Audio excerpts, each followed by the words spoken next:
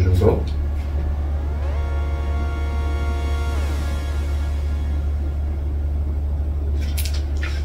오늘은 그 15년간 지옥 9세 어이부터 항복 개간 50대의 책값 이런 건데 기사인데 지금 10년이 선고됐죠.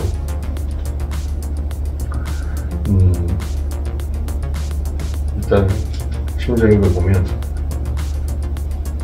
기사 제목 내용은 사실관계 뭐 이런 거예요. 그런데 이제 예를 들어서 이런 부분에서도 또 범행이 어떻게 이루어졌냐면 이 친모가 지원했던 A씨는 아내가 잠들었을 때나 관심이 소홀한 순간을 노려 수차례 범행했다. 피해자 거의 친모가 사망하기 전까지 지속됐다. 굉장히 재질이 안 좋습니다.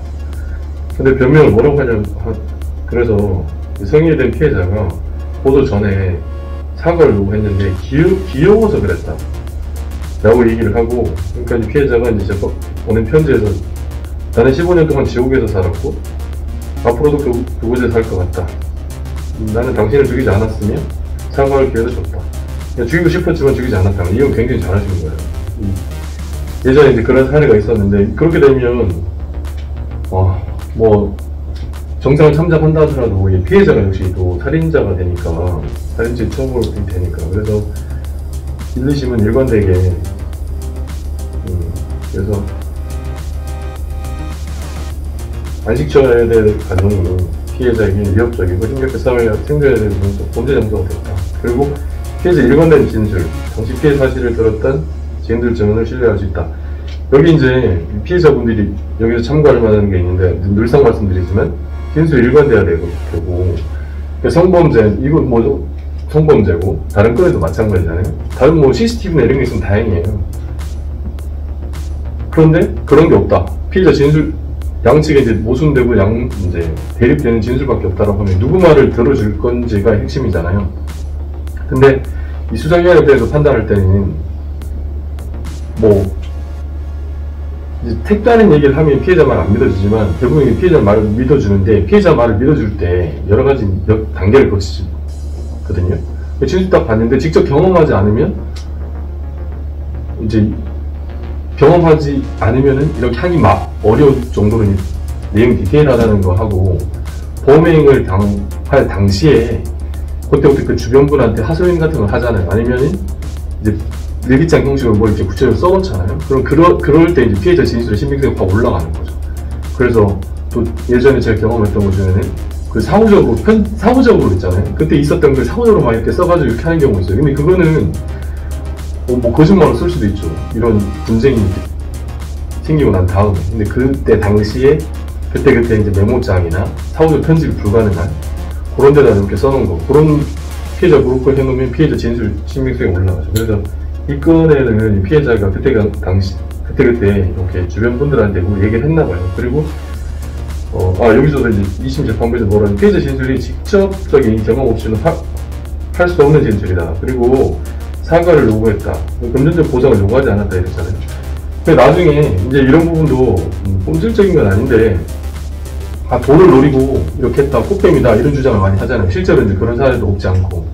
그래서 이런 경우에도 처음부터 돈 내놔라, 합의 보자 이렇게 하는 거는 뭐 피해자 피해자 답지 못하다 이런 비난을 나중에 받을 수 있으니까 처음에는 사과를 요구하고, 나중에 이제 피해자,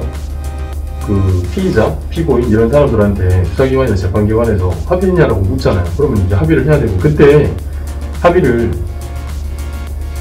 주로 이제 금전의 형태로, 금전 보장의 형태로 이루어지니까, 이게 이 돈을 그래도 일정 금액을 받아내면 내가 그래 상처가 좀 치유되겠다, 그런 게 있죠. 그렇다 할 때 그 시기를 언제쯤 처음부터 돈 내놔라 라고 하면 꽃뱀 취급 받을 수 있으니까. 그리고 이제 그런 걸 역으로 가해자들이 악용을 해요. 처음부터 굉장히 뭐 합의를 목록으로 돈을 요구했다, 그리고 굉장히 무리한 요구를 했다 이런 얘기를 하기 때문에 처음에는 나는 합의를 해줄 의사가 없다 라고 하는 것도 방법이에요. 그리고 이후에 이제 가해자 쪽에서 합의 굉장히 적극적으로 나올 때 응해주면 되고, 그 다음에 그래서 거짓된 진술을 할 이유가 없다. 그리고 이제 피해자 담임교사 역시도 피해자 진술에 부합하는 진술을 했다. 근데 당시에 이제 여기 여러 지인 중에 한 사람이겠죠. 그 담임교사라는 분은. 그래서 피고인의 변명도 납득할 수 있고, 변명이라는 게 지워서 그랬다는 건 이건 납득이 안 되는 거죠. 그래서 오히려 이제 10년은 약하게 나오면 있다 이런 생각이 들고, 아무튼 피해를 이렇게 당했을 때 저희 제도적으로 이런 걸 그때그때 이제 억울함을 풀어드릴 수 있으면 좋은데, 그렇지 않고 혼자 고민하게 하고, 여기서 얘기했지만 그 지옥이잖아요. 그건 뭐 학교도 마찬가지고. 그렇다 보면 이제 여러 가지 어떤 범죄 행위가, 가해와 피해가 일어나는 여러 장소가 있잖아요. 근데 거기 피해자 입장에서는 그 공간에 가는 것 자체가 너무 힘든 거예요.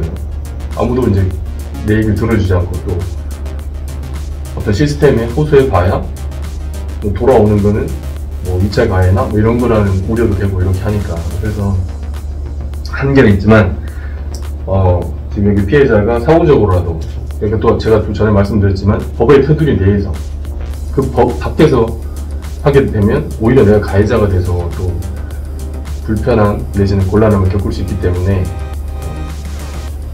그 테두리 내에서 하시고, 그때 역으로 내가 대치기 당하지 않는 방법에 대해서도 누군가의 조언을 드리면 좋죠. 그래서 그런 거 참고하시고 하라는 차원에서 말씀드렸습니다. 그래서 그렇습니다. 네, 이상입니다.